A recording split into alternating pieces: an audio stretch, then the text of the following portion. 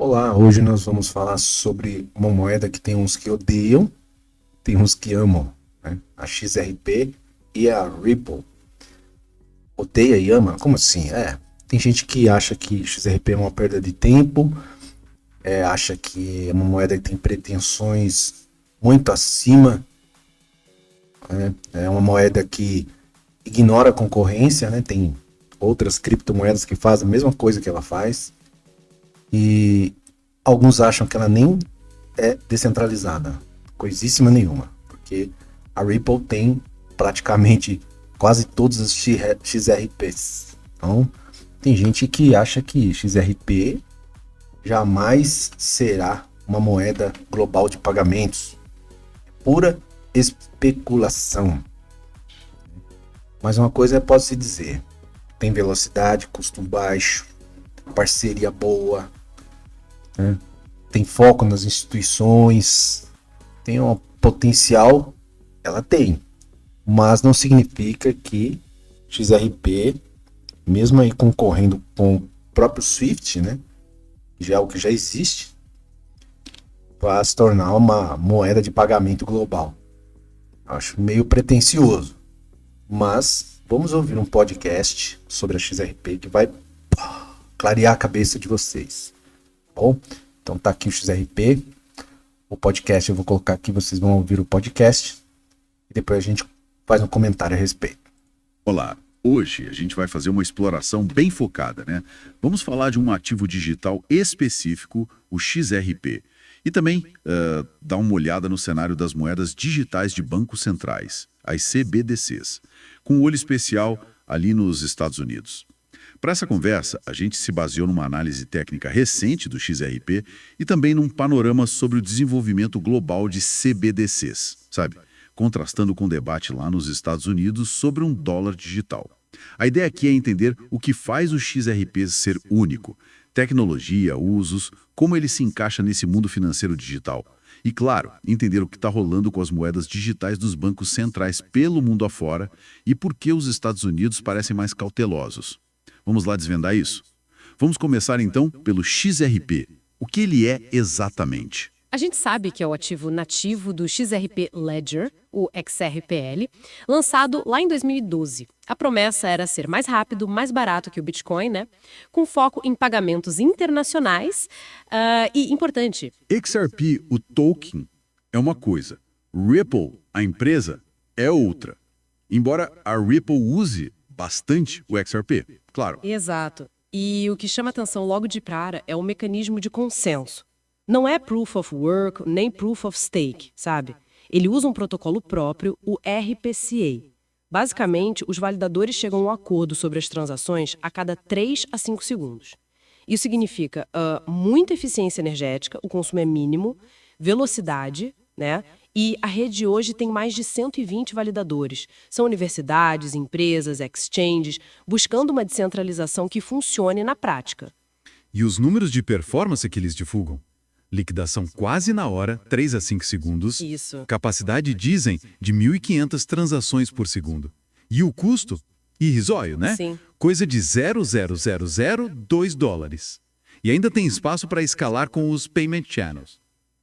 E sobre os tokens, foram 100 bilhões criados no início, certo? E tem aquele sistema de scroll. Aos poucos. Em outubro de 2024, ainda tinha uns 38 bilhões de XRP presos nesse sistema. E tem um detalhe econômico bem interessante: a queima de taxas. Ah, sim. Uma fração mínima de XRP de cada transação é destruída, não vai para ninguém.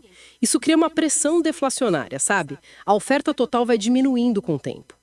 O grande caso de uso mesmo é como moeda ponte, para dar liquidez instantânea em pagamentos internacionais. A solução On-Demand Liquidity da Ripple é o exemplo clássico disso, mas também serve para micropagamentos ou como garantia rápida. O ponto-chave não é só a velocidade, é desafiar aquele custo absurdo das transferências internacionais tradicionais, sabe?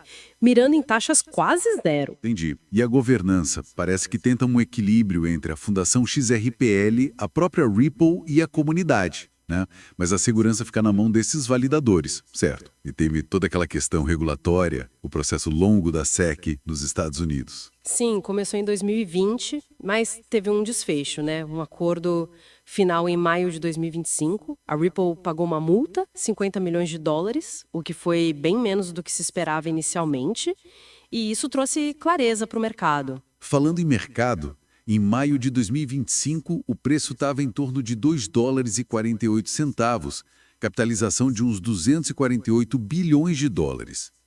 Agora, essa questão da descentralização, mesmo com mais de 120 validadores, será que a influência histórica da Ripple não dá a ela um peso maior na prática?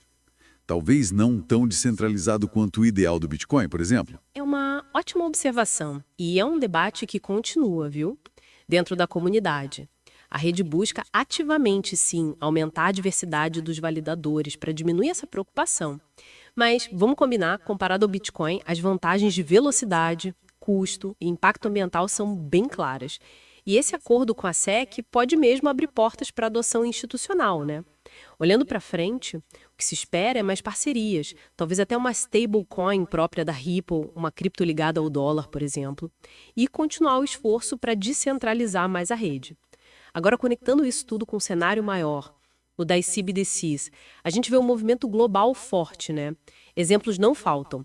Bahamas com o $100, Nigéria com a iNaira, a China com o ICNY já super avançado, e projetos grandes na Europa com o euro digital, o Brasil com Drex, Índia. A ideia geral é modernizar pagamentos, incluir mais gente, ser mais eficiente. Pois é, mas aí a gente olha para os Estados Unidos e parece outra história, né? Por que essa hesitação toda? Olha, a abordagem americana é bem mais cautelosa. Muito mais. Até maio de 2025, pelo menos, nada de decisão final sobre um dólar digital. As preocupações são grandes e giram em torno de privacidade, aquele medo de o governo rastrear tudo, né? Estabilidade financeira também. Qual seria o impacto nos bancos comerciais se todo mundo corresse para uma CBDC? E tem a dúvida, será que uma CBDC do governo não acabaria matando a inovação privada que já está rolando forte nos pagamentos digitais? É um dilema para os Estados Unidos. Abraçar eficiência potencial e arriscar privacidade e estabilidade ou proteger isso e talvez ficar para trás na inovação global. É complicado. E virou uma briga política também, pelo visto. Totalmente. Está muito politizado, tem uma oposição forte que fala em liberdade individual, contra essa ideia de moeda digital controlada pelo governo. O Federal Reserve até pesquisa tem o projeto Hamilton com a MIT, mas o Congresso está rachado. Tem gente querendo proibir, gente querendo só regular a pesquisa. É um processo bem deliberativo, lento mesmo, bem diferente do ritmo que a gente vê em outros lugares do mundo. Entendi. Então, resumindo a nossa conversa, vimos o XRP como uma tecnologia focada ali na eficiência de pagamentos globais, que ganhou um respiro com a clareza regulatória nos Estados Unidos, e do outro lado, esse cenário global de CBDCs avançando rápido, enquanto os Estados Unidos ficam ali ponderando, com debates fortes sobre privacidade, impacto financeiro e o papel do Estado na moeda do futuro. É isso? Exatamente. E fica uma reflexão, né? Com tecnologias eficientes como o XRP Ledger aí disponíveis e essa corrida global das CBDCs, como será que essa postura cautelosa dos Estados Unidos pode afetar a posição deles no futuro financeiro global? Principalmente se soluções privadas ou moedas digitais de outros países ocuparem esse espaço de inovação mais rápido, né? Levanta uma questão importante sobre o timing, sobre liderança na inovação financeira que vem por aí. Na minha opinião, os Estados Unidos está dormindo, né? Ele já devia ter criado aí a CBDC. Senão, moedas como a XRP pode tomar conta aí do pagamento mundial. Bitcoin também já foi cogitado. Existem segundas camadas do Bitcoin que dá para negociar Bitcoin. Com certeza, Bitcoin é uma opção. Ele é mais seguro, mais lento, mais seguro. Mas existem aí, as possibilidades são enormes. Vamos ver aqui uma atualização sobre a XRP. O que seria essa atualização? É um probleminha que ela teve com a SEC. agora em maio de 2025. Vamos lá. Ó, vamos mergulhar hoje numa atualização bem importante sobre aquela saga da Ripple contra a SEC, né? Saiu uma notícia agora, dia 16 de maio, no CoinTimes, falando de um revés aí num possível acordo. Pois é, parece que ontem, dia 15, uma juíza federal lá de Nova York barrou uma tentativa de acordo entre a Ripple e a SEC. Peraí, barrado? Mas se os dois lados estavam tentando um acordo, o que deu errado? Tipo, por quê? Olha, o ponto central foi um erro processual, bem técnico mesmo. A juíza Analisa Torres, ela rejeitou essa moção conjunta porque eles usaram uma regra errada, sabe? A regra 60 lá do Processo Civil Federal. Regra 60. E o que eles queriam com essa regra? Eles queriam basicamente modificar uma ordem judicial que já era final. Pediam para dissolver uma liminar e também para reduzir uma multa, né? Que estava proposta em 125 milhões de dólares, queriam baixar para 50 milhões. Ah, entendi, uma mudança grande. Sim, mas o problema é que essa regra 60, ela serve para reabrir casos que já estão, assim, finalizados, sabe? Só em circunstâncias excepcionais. Tipo, se aparece uma fraude, uma prova nova que muda tudo. E aparentemente eles não argumentaram que existia uma circunstância excepcional, só apresentaram um acordo. Nossa. Daí a juíza olhou e disse que a forma estava errada. Improcedente.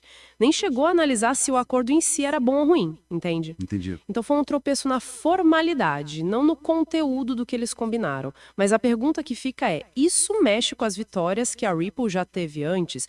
Principalmente aquela decisão de que o XRP não é valor mobiliário quando vendido no varejo? Isso foi afetado? Não, de jeito nenhum. E isso é crucial deixar claro. O pessoal da Ripple, o diretor jurídico deles, o Stuart Alderoty, fez questão de reforçar isso. E os documentos do tribunal confirmam, tá? Ufa! As vitórias anteriores estão seguras. Aquela decisão de 2023 que fez a distinção importante, né? Venda programática pro varejo não é valor mobiliário.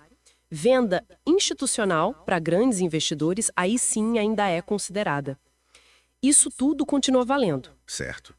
Esse revés de agora foi puramente processual mesmo, sobre como finalizar esse acordo específico que eles tentaram. Ok. Isso tranquiliza muita gente que acompanha o XRP.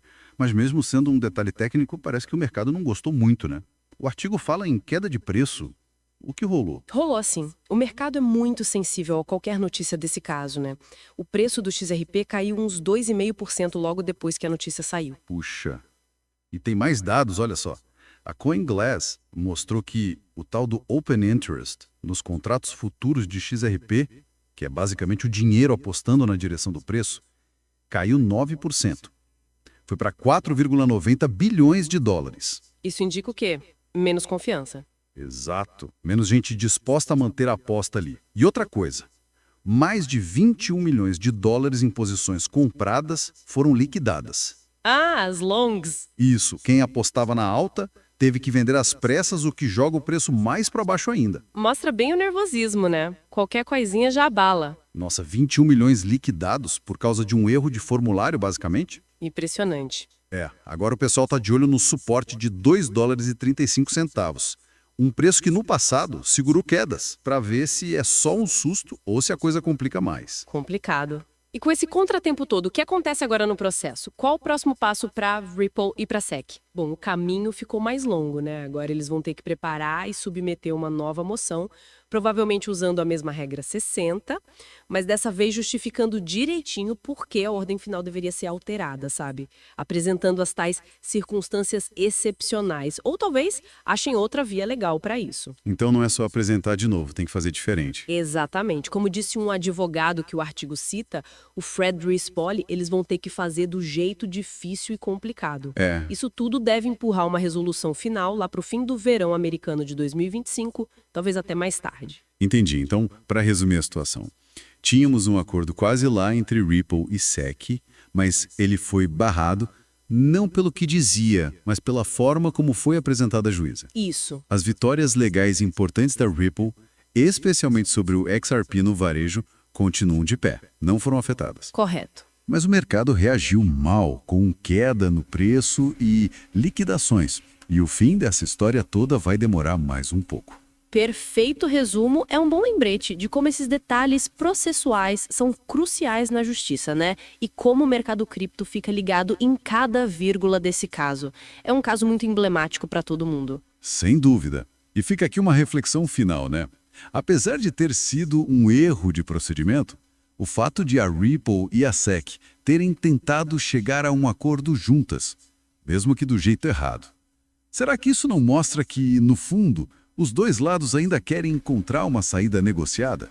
Evitar mais briga no tribunal? É uma ótima pergunta. Pode ser um sinal, sim. O que essa tentativa frustrada talvez indique sobre essa busca por clareza regulatória, mesmo com tantos obstáculos pelo caminho. Fica aí para a gente pensar.